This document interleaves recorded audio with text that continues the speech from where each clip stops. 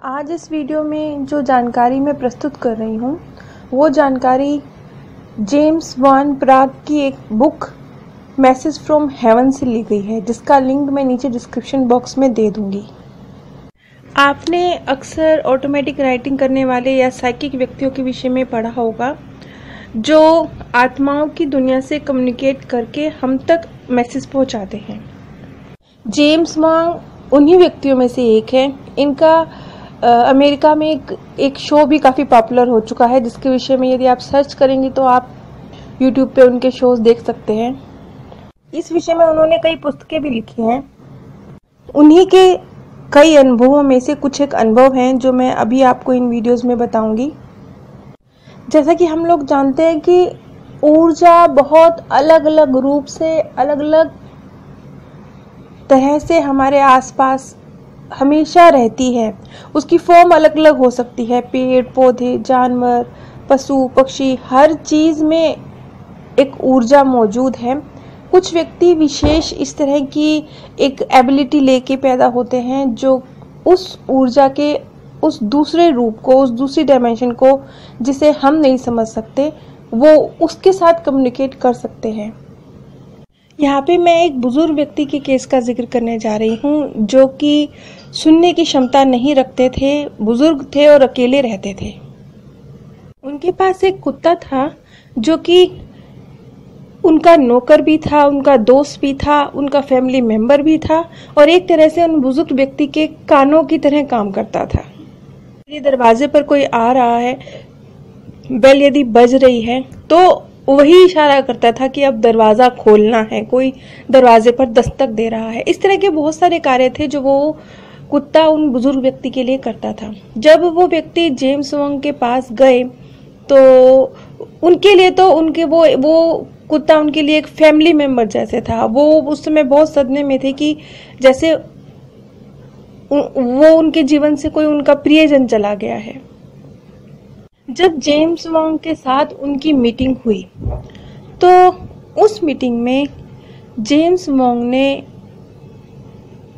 उन छवियों को अपने दिमाग में जो वो देख पाए, उन छवियों के देखने के मुताबिक जो उन्होंने उन बुजुर्ग व्यक्ति को बताया और कुछ विचार जो उस समय उनके दिमाग में आए, क्योंकि आत्माएं इसी प्रकार से कम्युनिकेट करती हैं। जिन व्यक्तियों के साथ वो, जिन साइकिक व्यक्तियों के साथ वो कम्युनिकेट कर पाती हैं, वैसे तो बहुत सारी अलग अलग विधियां हैं। कई बार वो उन्हीं के शरीर को धारण करके भी बात करती हैं अलग अलग तरीकों से, लेकिन कई बार वो दिमाग के थ्रू मैसेज पहुंचाती हैं। और अधिकतर जो जेम्स वान रहे हैं उन्होंने इसी प्रकार के अनुभव किए हैं।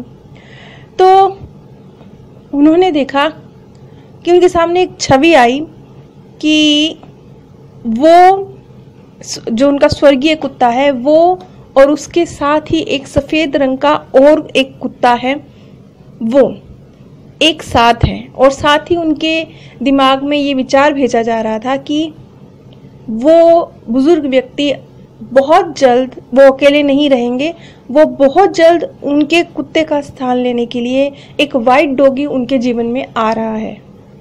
और जब जेम्स वान ने इस विषय में उन बुजुर्ग व्यक्ति से बात की तो उन्होंने बताया कि हाँ, एक सफेद रंग के कुत्ते को लेकर इस विषय में बात चल रही है और वो भी ट्रेंड है कि किस प्रकार से जो व्यक्ति सुन नहीं सकते उनके साथ किस प्रकार से उनकी मदद की जाती है, इस विषय में वो भी ट्रेंड है और एक सफेद डॉगी को लेने के विषय में वो सोच रहे हैं। और उन्होंने, जेम्स वान ने उन बुजुर्ग व्यक्ति को मैसेज दिया कि बहुत जल्द ही वो उस कुत्ते के स्थान को ले लेगा और उसी बेहतरीन तरीके से उनके जीवन में रोल प्ले करेगा जैसा कि वो स्वर्गीय कुत्ता उनके लिए उनके जीवन में करता था। और साथ ही साथ ये भी कि वो कुत्ता उन्हीं के साथ है, वो वहीं सोता है, वहीं रहता है, उन्हें देखता है, वो अभी उस घर से गया ही नहीं है। इस तरह के मैसेज उन्होंने जेम्स वान ने उन बुजुर्ग व्यक्ति तक पहुंचाए। यहाँ पर ये बात स्पष्ट है कि उन व्यक्ति ने उस सफ़ेद कुत्ते को लेकर कोई जिक्र जेम्स वान से नहीं किया था कि इस प्रकार से वो किसी अन्य सफ़ेद कुत्ते को लेने के विषय में सोच रहे हैं।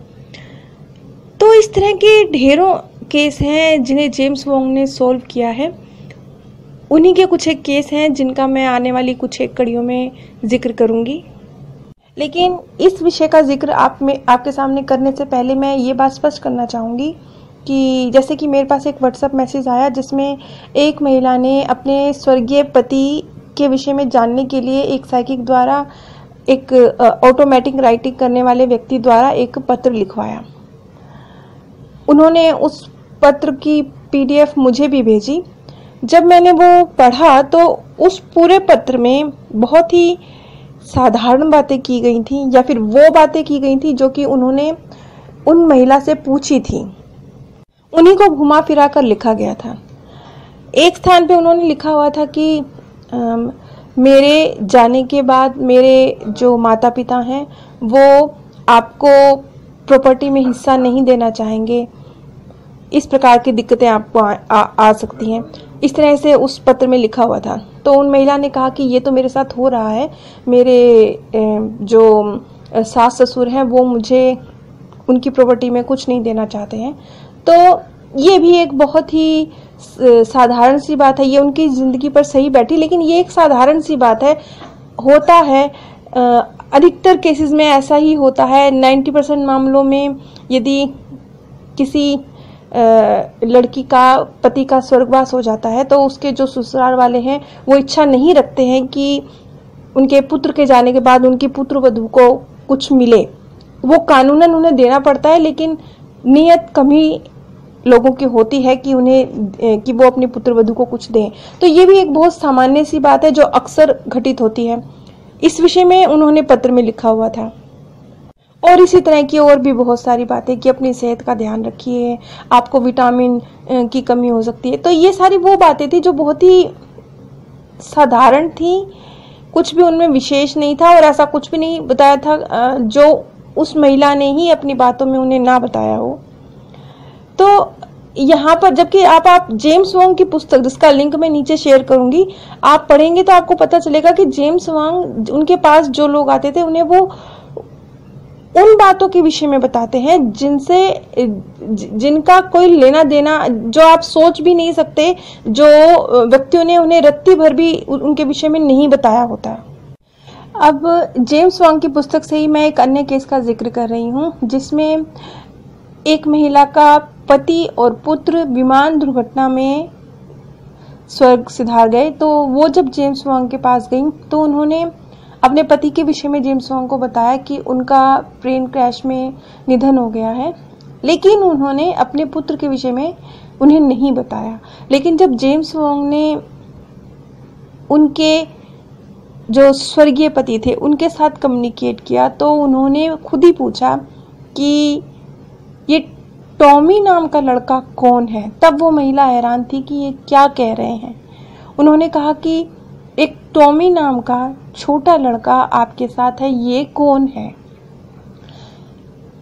और वो आप तक मैसेज पहुंचाना चाहता है कि वो खुश है, वो अच्छा है, वो अपने पिता के साथ है।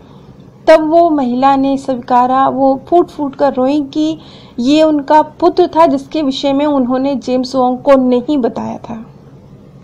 इन बातों को स्पष्ट करने का मेरा मकसद सिर्फ ये है कि अगर आप लोग इन वीडियोस को सुन रहे हैं तो मैं ये नहीं चाहती कि अगर आप लोग इस तरह के किन्हीं व्यक्तियों से संपर्क करते हैं तो अपनी बुद्धि से काम लीजिएगा, अपनी आंखें, अपना दिमाग खोल के इस तरह के लोगों के साथ संपर्क कीजिएगा। आप सभी पर परमात्म सौंदर्य, प्रेम और आनंद सदैव बरसता रहे। आप सभी दिव्य परम धाम में स्थान प्राप्त करें।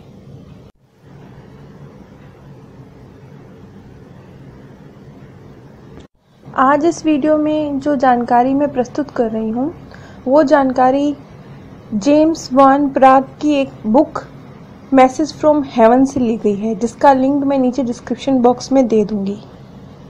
आपने अक्सर ऑटोमेटिक राइटिंग करने वाले या साइकिक व्यक्तियों के विषय में पढ़ा होगा जो आत्माओं की दुनिया से कम्युनिकेट करके हम तक मैसेज पहुंचाते हैं।